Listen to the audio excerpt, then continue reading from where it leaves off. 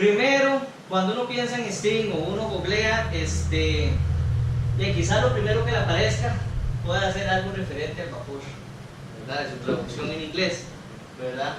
O el STEAM de la plataforma de videojuegos, ¿verdad? O no lo incorporé acá, pero también está el STEM, pero también por cuestiones de traducción puede ser el STEM de stem cell, ¿verdad? De células madre, etc. Ya quizás si uno filtra un poco más, pues si pone STEAM o STEM Education, pues ya le pueden salir cosas como estas, que ya son referentes a la parte educativa.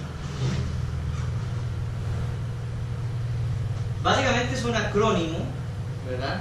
Primero lo derivamos del inglés, de Science, Technology, Engineering, Arts and Mathematics, ¿verdad? Derivado del inglés, y españolizado, Ciencia, Tecnología, Ingeniería, Matemática y Arte. CETIMA o CETIM, ¿verdad? También se puede ubicar acá.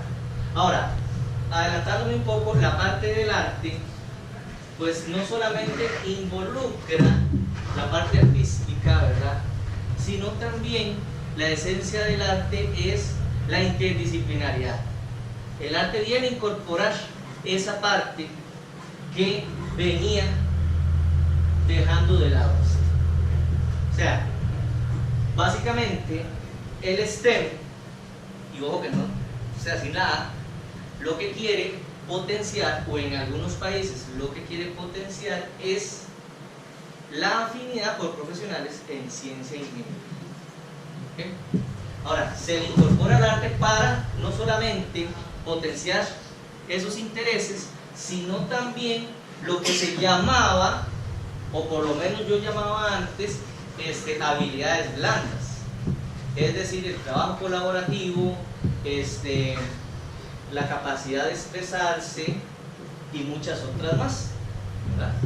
Entonces el arte pues involucra no solamente, como les decía, la parte artística, sino la parte interdisciplinaria.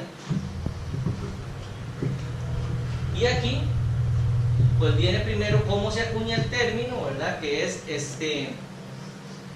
primero fue en Estados Unidos por la Fundación Nacional para la Ciencia, pero luego se le incorpora la letra A por una institución educativa de Estados Unidos que se llama la Rhode Island School of the Science.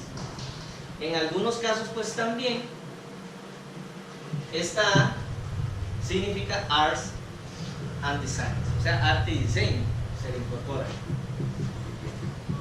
Y como podemos ver, pues la diferencia, como les mencionaba, de esa parte dura o de ciencias duras de nada más formarse con la parte artística, ¿verdad? Con este esquema que tenemos acá. Cimientos del STEAM, como ustedes pueden observar, es un bagaje holístico. O sea, el STEAM no solamente, y eso es algo, ¿verdad?, que es bueno aclarar, el STEAM no es intrínseco del profesor de ciencias, del profesor de matemática o del de arte, o sea, de los acrónimos que lo fundamentan. No es intrínseco en ellos. O sea, el STEAM lo podemos hacer todos, o lo debemos hacer todos. Pues aquí se da un bagaje, viéndolo desde un punto de vista curricular, un bagaje de todos los conocimientos, y en la parte del arte pues se incorpora todo lo referente al arte también, pero a las ciencias sociales. Entonces, el STEAM se puede o engloba todas las áreas del conocimiento. Lo más importante, que también luego lo vamos a ver, es la forma de articular. Porque ¿qué es lo que uno ve, o por lo menos lo que he visto yo en la calle? Se comercializa el STEM. Quizás el STEM el año pasado no se mencionaba tanto como se menciona ahora. Quizás el STEM era solo la parte de videojuegos, pero solo se asocia con cosas como robótica, nada más. Que ahora lo vamos a ver, la robótica es un elemento para el STEAM. ¿Okay? Pero hay muchos más, hay muchas tendencias, la programación, el movimiento maker, demasiadas tendencias que engloban el STEAM como tal. Y hay que tener mucho cuidado de no caer en comercialización que no sea una moda más. Estas serían las tendencias: Design Thinking, o sea, el pensamiento desde el diseño, el movimiento maker, la robótica, la programación, Minecraft, y bueno, uno que no se ve por acá, que es el aprendizaje basado en proyectos. El aprendizaje basado en proyectos es fundamental para el estudio. Aquí explico algunas cuantas, bueno, ahí se las leo.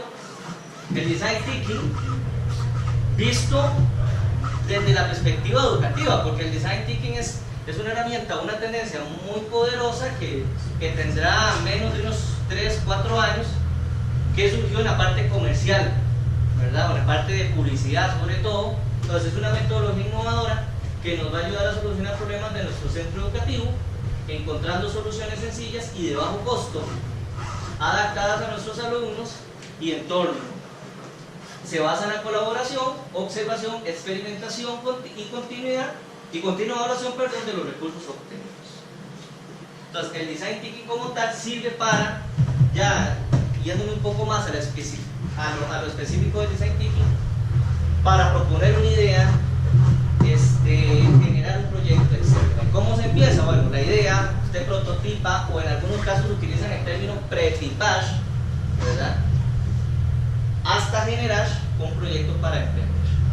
Y en educación, todos los proyectos o cualquier contenido lo podemos ver desde ese punto de vista. Pero nosotros, el gran reto que se tiene en educación, y ahí podría utilizar esta palabra marketing en educación, es venderle el interés al estudiante por lo que enseñamos, ¿verdad? Entonces no es lo mismo que yo enseñe un contenido solo con diapositivas o solo con pizarra, a ya ir a hacer, experimentar, a que el estudiante viva su propio aprendizaje.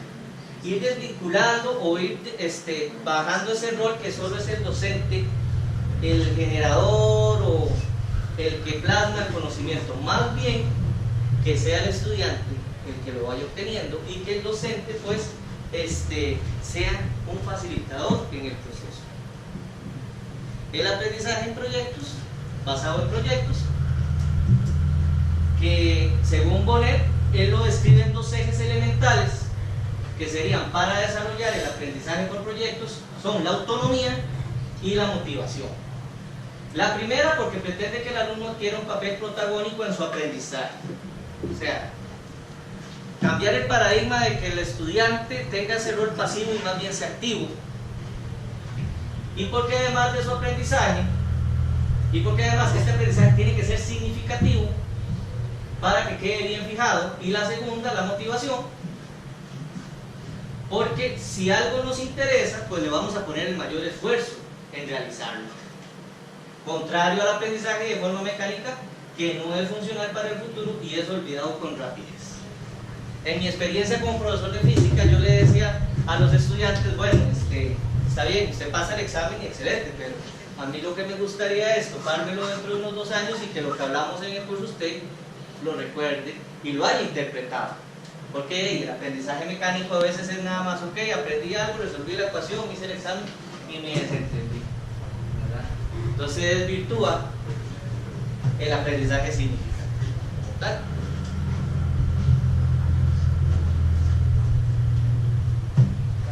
Como les decía, para hacer STEAM no siempre es necesario equipo de alta tecnología, ¿verdad? Entonces usted puede tener lo más alto, lo más práctico, lo más bonito, mejor dicho, o lo más humilde, y usted puede desarrollar STEAM desde un punto de vista de un aprendizaje científico, pero que también se pueden incorporar diferentes herramientas.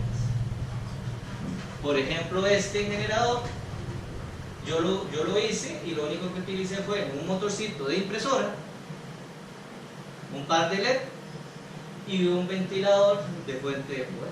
Netamente es ilustrativo, ¿verdad? Ahora, esto uno como proyecto pues podría cambiar, o si uno hace un análisis de la eficiencia de esto, inclusive incorporando algo que está muy de moda, que es la indagación, ¿verdad?, secundaria y en primaria ahora, uno podría darse cuenta que quizás estas aspas no son tan eficientes estas aspas no son tan eficientes, entonces más bien uno podría pensar en algún eje, en un rotor y armar las aspas y cantidades, etc.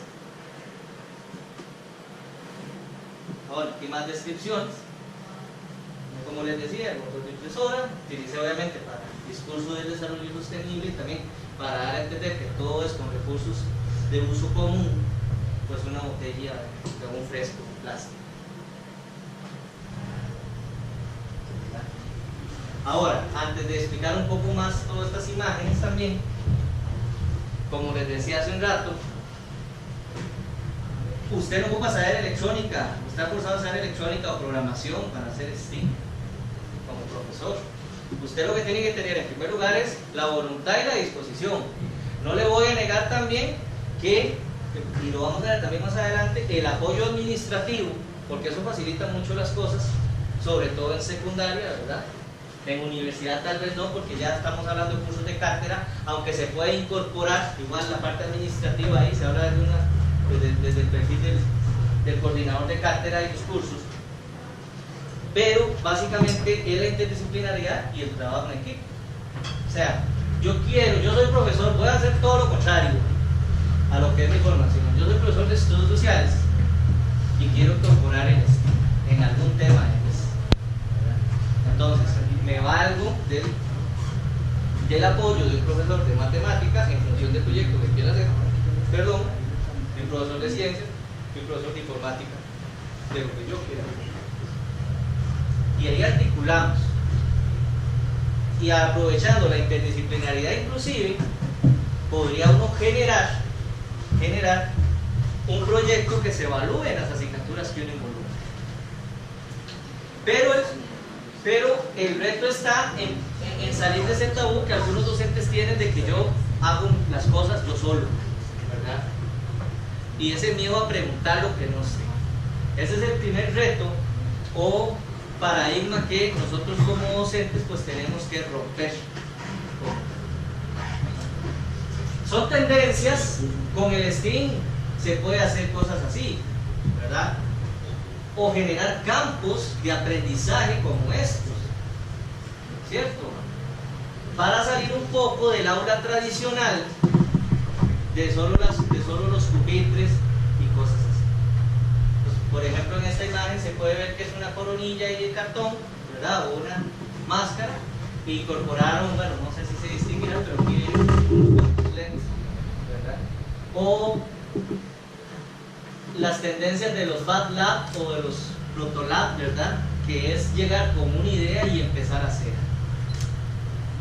Infinidad de tendencias, ¿verdad? Como el movimiento Maker, que involucra también la robótica en sí misma, la impresión 3D, etc. Pero todo eso es un bagaje interdisciplinario. Ahora, el STEAM se puede hacer, ya que estoy mencionando Fab Lab y todo eso, impresión 3D, para que no se malinterpreten las cosas. Vuelvo a insistir, el STEAM usted lo puede hacer con cosas sencillas. No es que usted esté forzado a tener una impresora 3D para hacer. Ya eso es de prototipados, etc.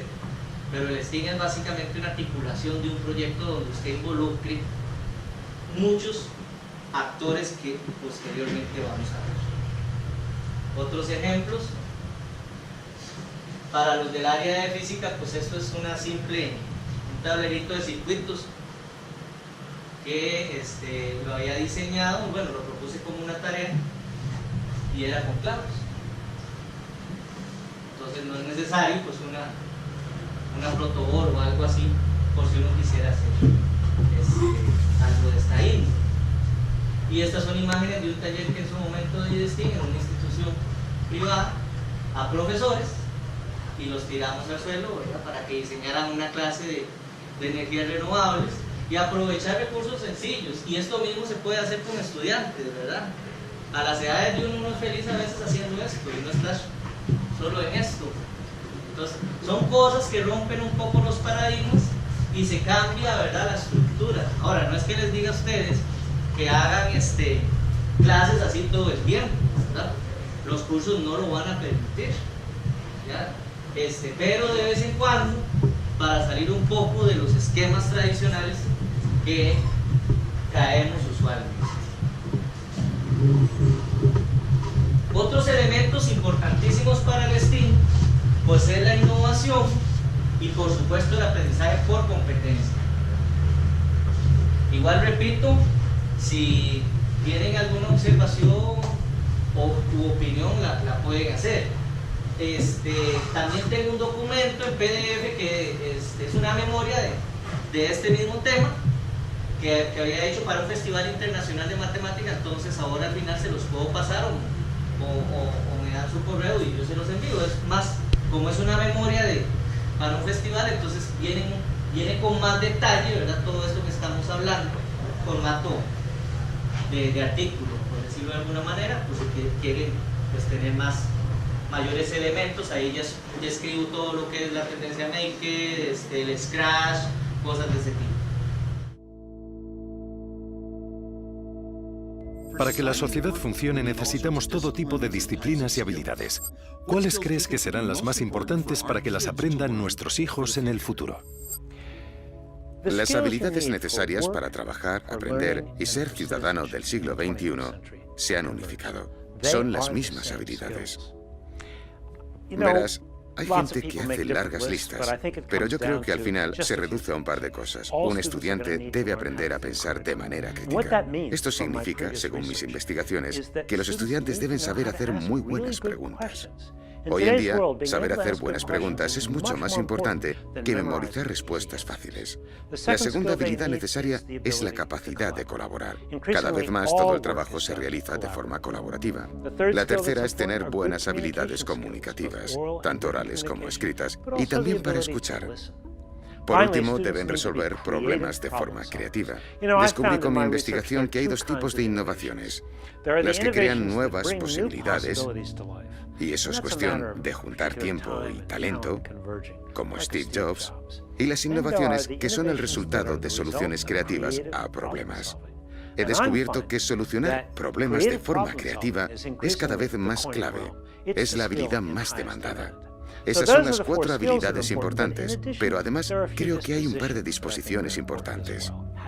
Los hábitos de la mente, los del corazón también, la capacidad de ser empático, creo que es muy importante en el mundo actual, esencial para el buen trabajo en equipo. Perseverancia, tenacidad, autodisciplina, por supuesto, pero también es necesaria una fuerte visión moral de la vida. Una noción de lo que está inherentemente bien o mal. Creo que estas son las cualidades y habilidades más demandadas en el mundo laboral y son las mismas que se necesitan para el aprendizaje y como ciudadano. El papel del profesor tiene que cambiar. Ya no es lo que enseñamos ni cómo lo enseñamos, es quién somos en el aula.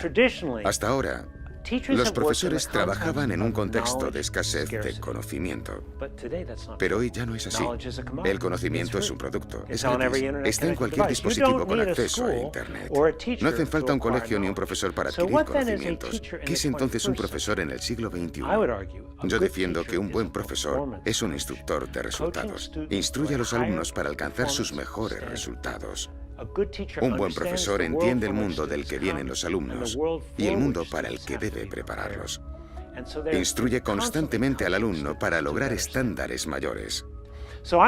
A mí me gustaría que todos los colegios tuvieran un fondo de innovación accesible para equipos de profesores que quieran probar cosas nuevas. Pero ¿cuánto presupuesto de I+D hay para nuestros colegios? Es broma, no hay presupuesto.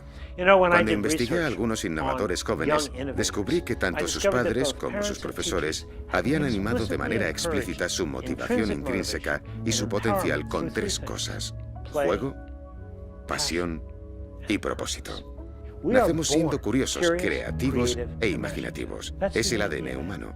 Un niño de 4 años hace una media de 100 preguntas al día y casi cualquier niño de párvulos se considera a sí mismo un artista. Pero luego sucede algo a lo que llamamos colegio.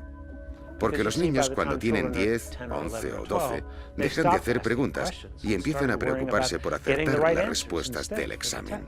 Y casi ninguno se considera a sí mismo un artista. Si entendemos que para el mundo es más importante lo que puedes hacer que lo que simplemente sabes, y que nos estamos alejando de la falsa credencial que es el tiempo que hemos pasado sentados en clases para aproximarnos a las competencias reales que se exigen en el siglo XXI. ¿Cómo van a saber las empresas y universidades qué talentos tienen los estudiantes? La mejor forma para ello es ver el trabajo del estudiante. Así que cada vez más se ve una tendencia hacia los portfolios digitales. Hay muchas plataformas para ello. De hecho, cada vez más empresas dicen, quiero ver una muestra de tu trabajo, quiero ver lo que puedes hacer. No me digas lo que has hecho, enséñamelo. A los padres de hoy en día los veo muy intranquilos. Ven un mundo mucho más competitivo que el que ellos vivieron. Así que es normal que quieran entrenar a sus hijos para ser niños perfectos, que vayan al colegio perfecto y luego a la universidad perfecta y al trabajo perfecto. ¿Cómo? Eso no funciona. Ir a una universidad de prestigio ya no es una ventaja competitiva como lo era antes. Como he dicho, el mundo quiere saber qué puedes hacer con lo que sabes, no dónde estudiaste. Entonces, ¿qué pueden hacer los padres? Creo que una de las cosas más importantes que pueden hacer es motivar a los jóvenes para que encuentren inquietudes reales y las persigan. Inquietudes que puedan convertirse en pasiones. Se habla mucho de la determinación, la tenacidad, la perseverancia, la autodisciplina, pero ¿cómo se aprenden estas cosas? No será teniendo a una madre encima, gritando, ¡vete a hacer los deberes! No, uno aprende perseverancia persiguiendo inquietudes reales, inquietudes que se convierten en pasiones. Un joven que persigue un interés real, el cual puede convertirse en pasión y luego en objetivo, está creando su propio mundo. Puede que no sea el que sus padres siempre quisieron para él, puede que no sea un mundo de fama y fortuna, pero será su mundo. Hay que reinventar la educación para la era de la innovación. Hay que reinventar la educación para el trabajo, el aprendizaje y la ciudadanía. Tenemos potencial e increíbles oportunidades para crear. Nos enfrentamos como especie a este enorme desafío y tenemos que comprometernos todos. Esto no es culpa de nadie. No es culpa de los educadores ni de los líderes. Todos debemos entender la necesidad de una educación diferente y vamos a tener que unirnos y crearla juntos.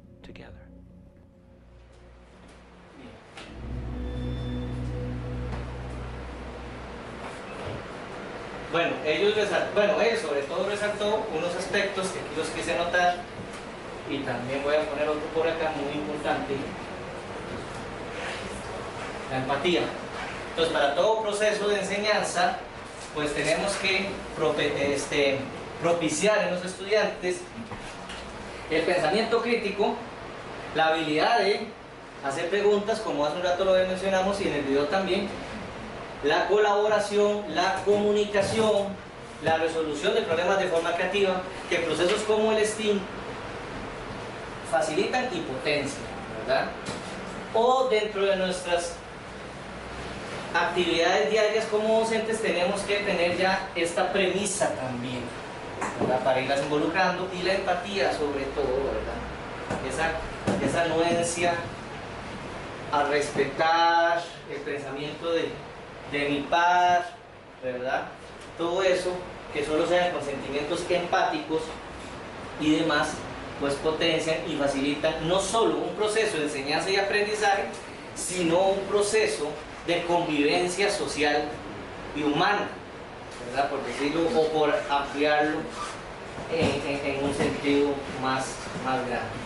Otros elementos que venían en el video, o que aprovecho el video para describir acá, sobre todo cuando Tony Warner habla del colegio, y no sé si vieron el arbolito, ¿verdad? Todo frondoso, y luego se cierra, se marchita, ¿verdad? Lamentablemente, en la mayoría de los sistemas educativos vamos aniquilando la creatividad y todo un montón de cualidades que tenemos cuando somos niños, ¿verdad? Entonces, esos procesos de aprendizaje tenemos más bien que canalizarlos y proyectarlos de tal manera que no pase lo del árbol que se marchita. Entonces, bueno, aquí busqué unas cuantas imágenes ahí en Facebook de memes y todo por el asunto. Entonces esta no sé si la distinguen ahí. Quizá la imagen no tenga el contexto que dice el mensaje, pero aplica. Entonces dice: Tenemos a esta niña ahí triste, dice mi hija, luego de que le expliqué que ella va a ir a la escuela casi todos los días por los próximos 17 años. Entonces ya ese sentimiento, ¿verdad? Ya ese sentimiento de resistencia a institucionalizarse, a educarse, ¿verdad? Por decirlo de alguna forma.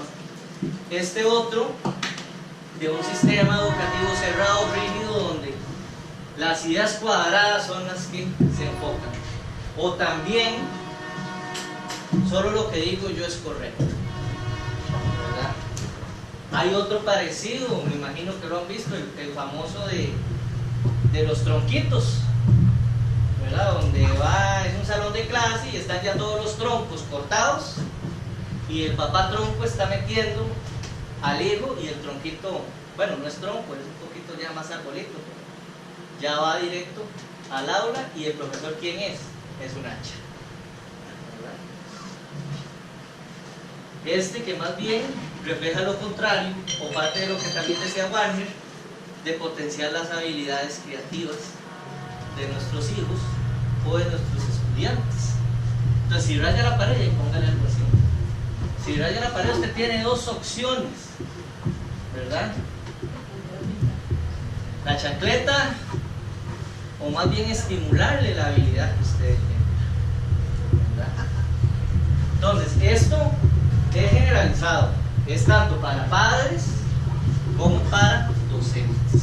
O sea, las habilidades que nosotros vemos en nuestros estudiantes, pues tenemos dos opciones: potenciárselas o más bien cerrárselas, ¿verdad? Porque puede llegar un estudiante y estoy explicando X tema y él me da una solución totalmente diferente y yo no se la acepte porque no es la mía, ¿verdad? No hay que caer en ese error, ¿verdad? No, muy bien, ¿no? Qué bien, excelente, no se me había ocurrido a mí, pero esas son las barreras que como docentes tenemos que también ir venciendo. El aprendizaje por competencias, López Herrería resalta primero, cuando introduce este tema, él dice que, bueno, primero lo define o saca una definición de la Real Academia Española, que es la actividad humana en que se aglutina la experticia de saber y de saber hacer y el afán de la superación de saber ser, ineludiblemente sintetizados en los tres saberes, en la consecuencia psicodinámica de la cooperación. Ya esta es una parte un poco más técnica del asunto, entonces la voy a redondear un poco, resumir. Él lo describe para roles del docente y del estudiante, porque el estudiante tiene que tener también su rol, ¿verdad? El proceso de aprendizaje no es solamente una responsabilidad del docente, más bien el docente tiene que ir cambiando, como mencionábamos hace un rato, ese rol activo a un rol más pasivo y de guía, como decía Warner en el video, ¿verdad? Y el estudiante ser más activo, pero con responsabilidades que vamos a ver más adelante acá.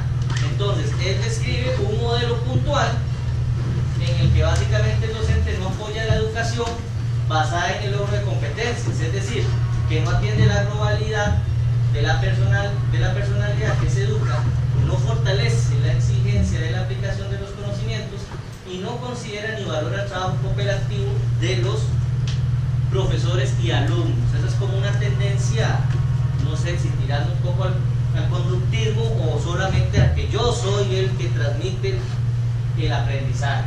También un modelo triangular donde se engloban tres aspectos, que sería el humanístico personal, porque se fundamenta en tres ejes, que es la relación interpersonal, el liderazgo en grupo y la habilidad social.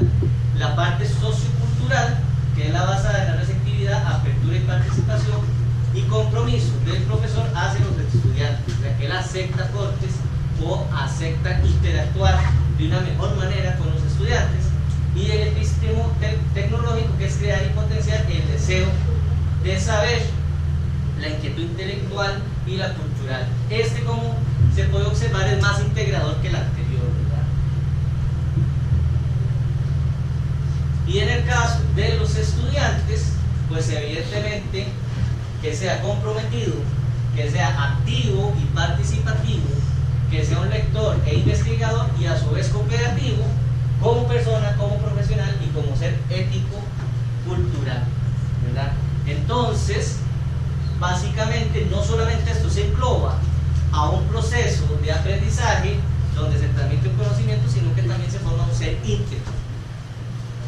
que esa también es una de las definiciones de educación, ¿verdad? Generar un ser compatible con la sociedad, por decirlo de alguna forma.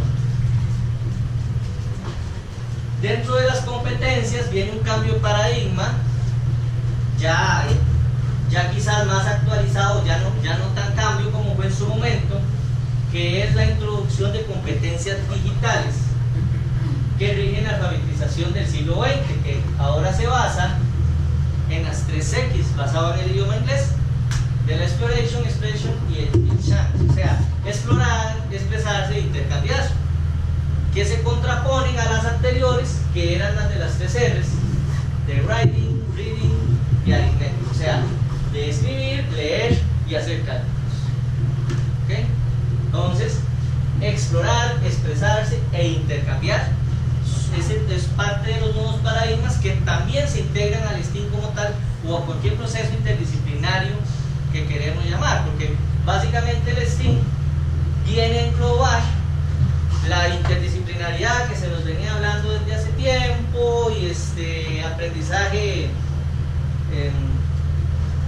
¿cómo se llama? El conductivo no, sino, ay, ayúdenme que se me olvidó el concepto, constructivista, ¿verdad? Entonces son estímulos que vienen a dar esta nueva tendencia del STEAM en los procesos educativos.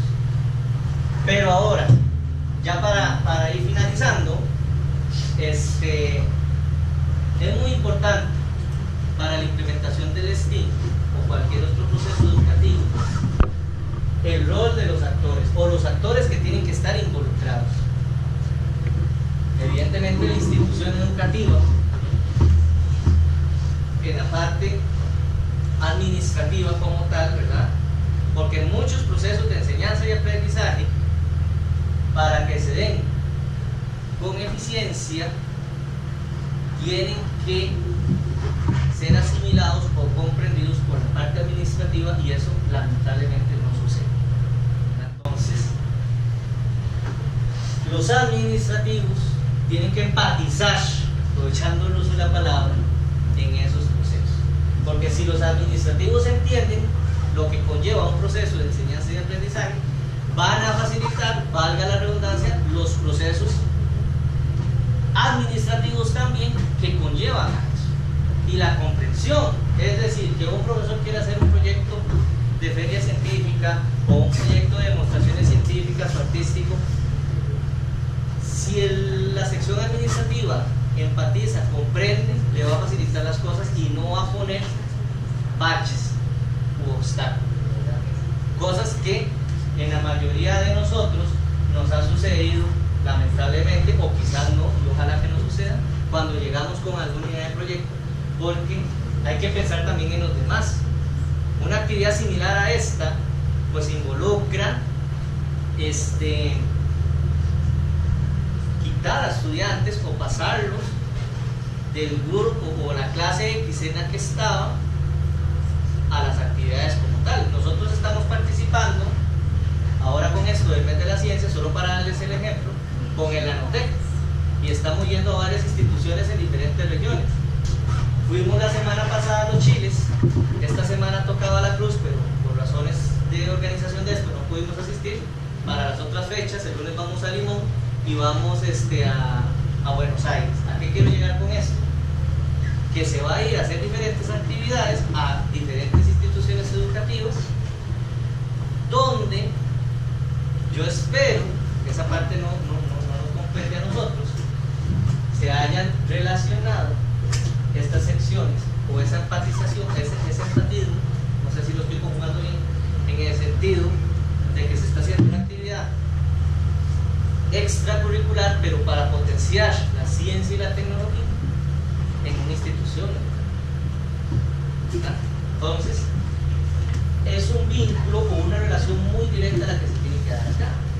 Ahora, también están los estudiantes, que es esta sección acá que no se distingue mucho, que obviamente son fundamentales, y por supuesto la comunidad y la familia. Ojalá en cualquier proceso que desarrollemos de enseñanza y aprendizaje, ver hasta dónde podemos involucrar a la comunidad y a la familia también. Porque lamentablemente a veces la institución educativa se cierra de tal forma que simplemente es el colegio que está en el barrio y hay vecinos a la par y no se saca o no se integra, entonces no se saca el potencial o no se integran en las diversas actividades. Entonces eso es sumamente importante y por eso lo quise representar como un círculo, en el sentido de que todos estamos entrelazados. Y esto puede servir para cualquier proyecto STEM, porque de repente pueda que X estudiante o X grupo de estudiantes pues quiera hacer algún generador eólico o alguna plataforma o algo así, X cosa que ocupe bases, por ejemplo, y el papá de un compañero o al frente y no tiene relación con ningún miembro de la institución educativa, hay un taller de balistería. Entonces se involucra a esa persona para que facilite esas herramientas, ¿verdad?, para desarrollar X, Y, Z proyectos. También, muy importante, los pasos para la implementación del STEAM, que más tarde vamos a tener un taller y se va a fundamentar en estos pasos. Primero se tiene que dar un asesoramiento a funcionarios administrativos y docentes. Aunque claro está, hay un paso cero que no menciono ahí, que el paso cero es voluntad y la empatía. O sea, ya cuando se logró convencer a la parte administrativa, a los superiores, ¿verdad?, llegamos a esta sección. Entonces se da un asesoramiento a funcionarios administrativos y docentes del STEAM de la manera más general, para que ambos bandos comprendan y empaticen. Luego, el segundo paso sería la integración curricular y evaluativa. O sea, ver de qué forma se puede articular el STEAM en los diferentes contenidos de las asignaturas y, muy importante, en la evaluación también, ¿verdad? ¿Por qué digo muy importante? Bueno, en la evaluación, se me ocurre, primero, va a sonar muy feo, pero si no vale puntos, muchos estudiantes no se van a ver motivados. Segundo, también para evitar riesgos de apelaciones en los contextos, sobre todo educación secundaria y primaria, ¿verdad? Y cosas de esa índole. Además de que ya ha pasado por este paso y llegado a se está institucionalizando como tal el STEAM, y también el docente se va a ver más comprometido a aplicarlo, o va a tener una mayor significancia en aplicarlo. Exactamente, porque ahora la evaluación es mucho, ella dice que con la evaluación se va a facilitar. Como el nuevo método de evaluación que tiene el ministerio, que le da más énfasis al trabajo cotidiano. Exacto. Entonces facilita más eso, mientras usted tenga la escala de lo logró, no lo logró y el proceso, pues hace que sea más fácil esa integración curricular. Excelente, gracias, porque se me habían olvidado. Porque eso del cambio en la evaluación ayuda a potenciar el STEAM y el aprendizaje basado en proyectos, que es una tendencia, una herramienta fundamental para el STEAM.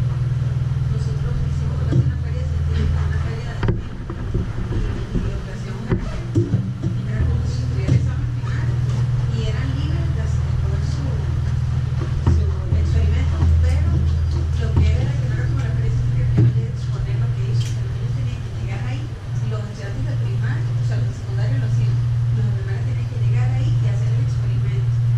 Entonces ellos eran como los profesores, ¿verdad? Y ellos se le daban una rúbrica y iban Sí, y eran notas. totalmente activos. Sí, y luego secundaria con primaria. Eso es buenísimo. En otra conferencia que estuve, varios, no sé si pudieron participar de eso pico en el Evadur, para profesores de bachillerato internacional, un compañero nos estaba hablando, es como uniendo las dos conferencias que he recibido, esta y la de la semana pasada, de los chicos de secundaria, bueno, no, de primaria. Ellos son dos programas, era preescolar, primaria y ciertas edades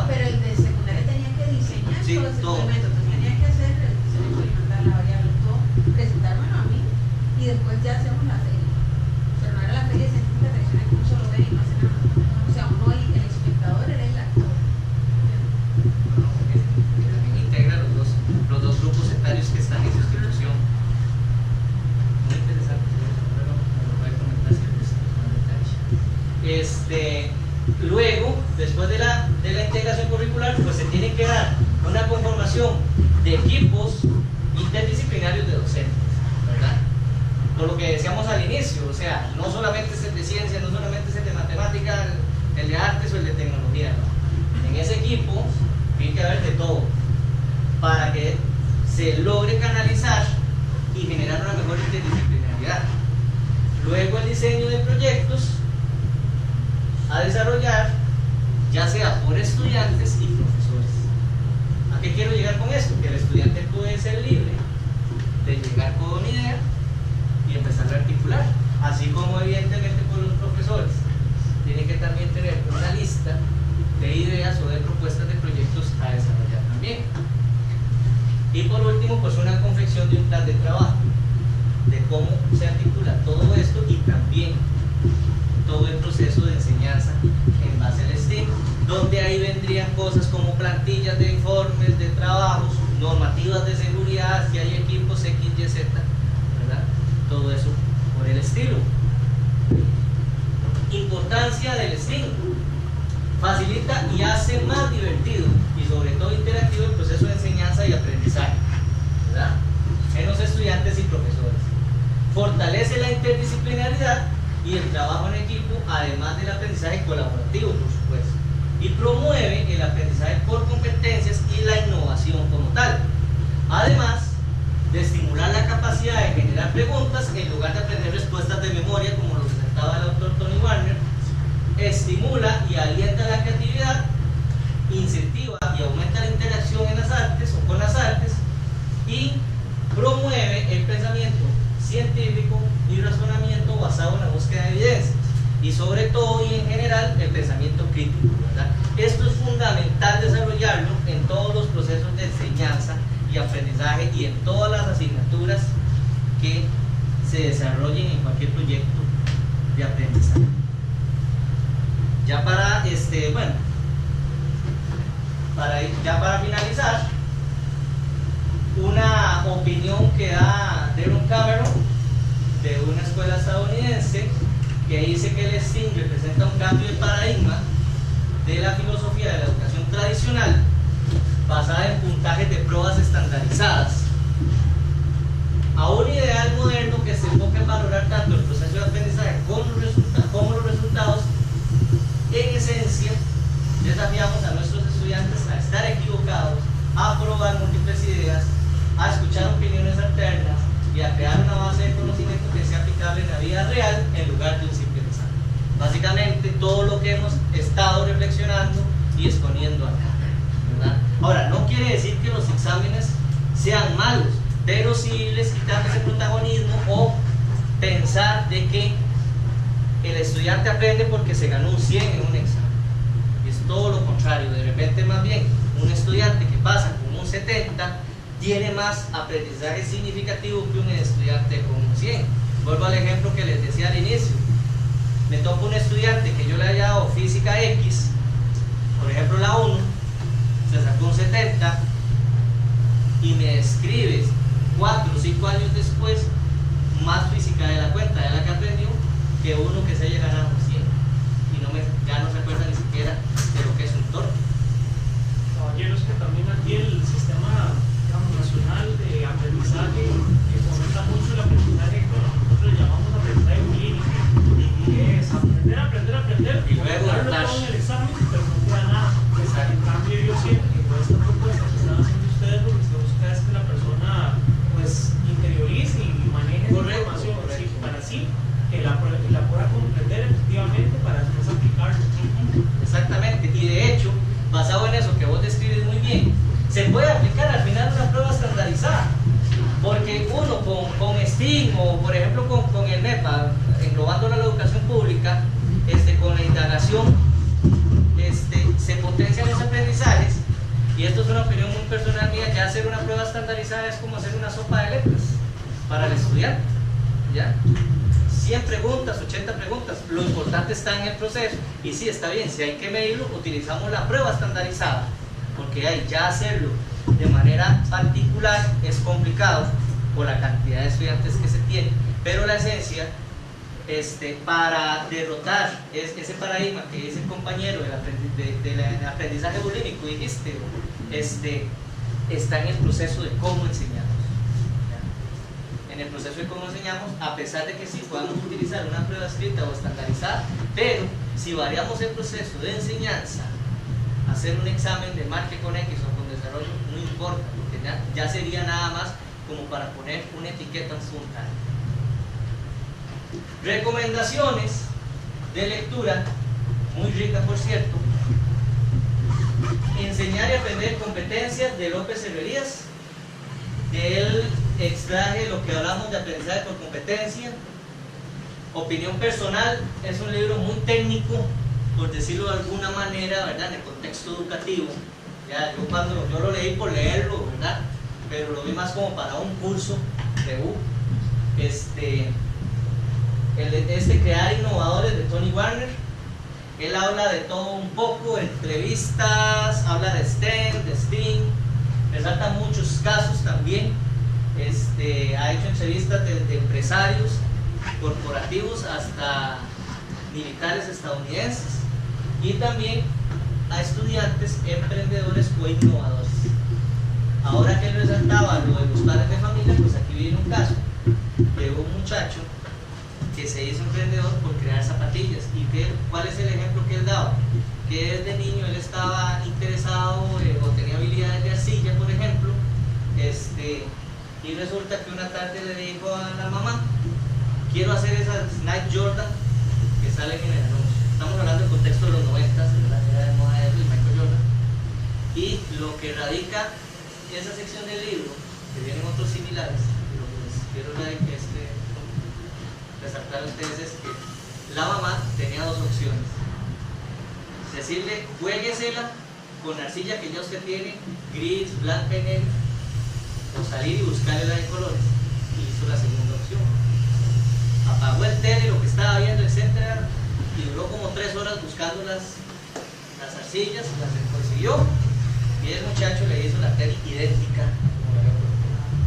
¿Y eso en qué repercutió? Bueno, evidentemente se inclinó por el diseño, todo eso. También hubo influencia de profesores universitarios, y él trabajó para una X empresa, y luego lo último que menciona el libro en lo que estaba, pues era diseñando pues zapatillas con fibras naturales.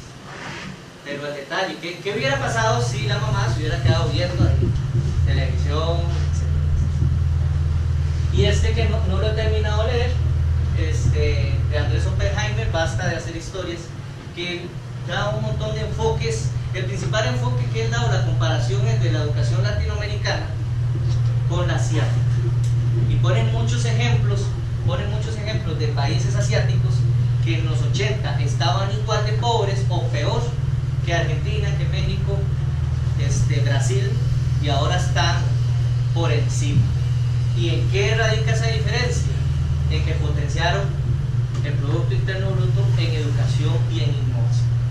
Entonces pasaron de producir un país como Corea del Sur,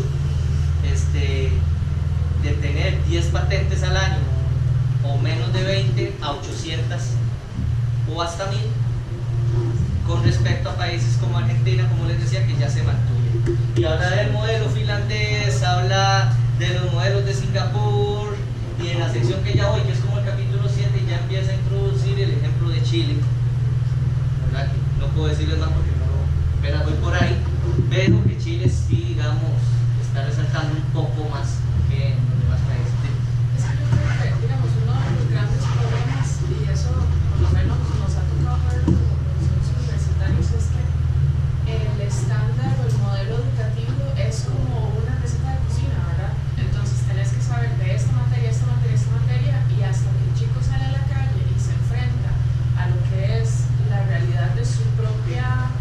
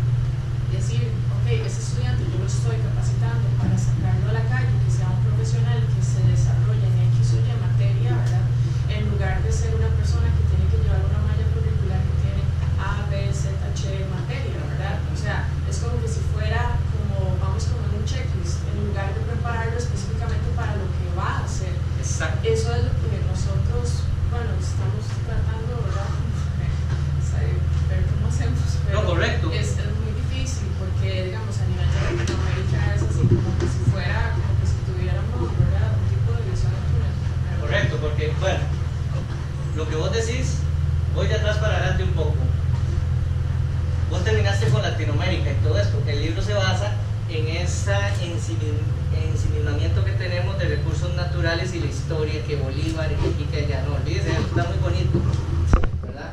Porque los chinos tienen más historia que nosotros. ¿Y qué hicieron ellos? No, educación, educación, educación. Invitemos universidades estadounidenses a que vengan a poner sedes o que trabajen acá, profesores. En Latinoamérica no pasa eso, ¿ya? Que ponen un montón de trabas, por ejemplo Costa Rica hasta ahora con la Texas, o no recuerdo el nombre, pero ponen un montón de trabas en ese sentido. Dame un momento. Luego, es involucramiento de solo la parte académica, que es un vicio que tienen muchas universidades, por no decir todas, y tome el título y ya. Si quiere volver, venga o a investigar o a un posgrado. Pero se olvidan de esa relación que tiene que ver con industria o con el Estado ya en la parte de productividad como tal. Un ejemplo ahorita que se me viene a la mente de una universidad que trabaja en proyectos y contextualiza mucho a los estudiantes es una en Estados Unidos que se llama la Olin College, ¿ya? Entonces en la Olin College trabajan con un modelo así de esté acá y desarrollen proyectos. Aquí en Costa Rica no se malinterprete que quiera hacer publicidad, pero la que me parece que está haciendo algo así, o por lo menos profesan, es una que se llama Invenio, que queda allá por Tilarán. Entonces la Invenio, digo lo que dice la página web, llaman un modelo dual. Entonces forman y durante el proceso, en algún momento dado, la mitad de carrera o algo, vaya a X lugar y ponga en práctica lo que ya le estamos haciendo. Pero es que los chinos no llaman al gringo, más bien los gringos llaman a los chinos, o sea, ¿verdad? No hacen y ellos no se hacen desde el colegio, tienen unos laboratorios así de Y estudian de 6 a 6, no, 6 a 10 de la mañana. Disciplina increíble, entonces no creo que como tengo una universidad de Estados Unidos aquí, sino que tengo una universidad normal. Es un poco también con la otra parte, tal vez más laboratorios, más horas dedicadas a eso. Claro, todo eso repercute. Digamos, digamos, en China sí empezaron a traer estadounidenses y también las sedes, y también obviamente pues parte de la educación o de la cultura que ellos profesan es que vayan afuera a estudiar o que conozcan los países fuera de China. Estamos de acuerdo que sí, que Estados Unidos está lleno de hindúes y coreanos, ¿verdad? O sea, esto me lo Sí, presenta sí. Estados Unidos, quiere decir que los chinos Está ese interés de ir a formarse allá. Y los chinos, pues, a raíz de eso, pues también están estimulando a que esos cerebros no se queden en Estados, sino que también vuelvan a China a generar industrias, proyectos de emprendimiento, etc. Pero ya, digamos, todo eso pues involucra no solamente un bagaje en la educación, sino que tiene que ser un cimiento desde políticas de gobierno para y generar alianzas público-privadas. O sea que eso en Latinoamérica es un tabú, ¿verdad? Acá en Costa Rica, para los que no conocían, está la asociación que se llama ASOBITICO, que es la que promueve lo que es el programa del bachillerato internacional. La base del programa de bachillerato internacional es crear jóvenes con mentalidad abierta, con pensamiento crítico, de ambiente colaborativo, resolución de problemas en el transcurso de los 2 años. Entonces, bueno, también tienen programas de primaria y de años intermedios, pero al menos en los colegios públicos se está implementando. Ya hay más de 20 colegios públicos que implementamos ese programa y esto es lo que buscamos. Entonces, actualmente hay muchas universidades que ya conocen bien el tema y manejo de eso, por ejemplo la ULACID, la ULATINA, la UCR, que ya promueven ciertos convenios con los estudiantes y los convalidan ciertas materias porque el programa se basa en una experiencia internacional. Entonces, nosotros no solo podemos ver un acontecimiento a nivel nacional, sino que se hace analizado a nivel de un contexto global, que eso es lo que busca la educación. Parte de eso fue la conferencia para que participé la semana pasada, pero lo que dentro de las charlas que nos dieron nos decía que si al menos en América Latina la educación se quedó estancada en la educación bilingüe y actualmente lo que se ocupa es una educación internacional. Entonces son más o menos 20 años de diferencia entre la educación de los países que vos estás mencionando con la educación en América Latina. Entonces, pero eso está en nosotros, en que podamos hacer el cambio de que ya dejemos de pensar en que solo Costa Rica o solo Chile o solo México o etcétera, sino que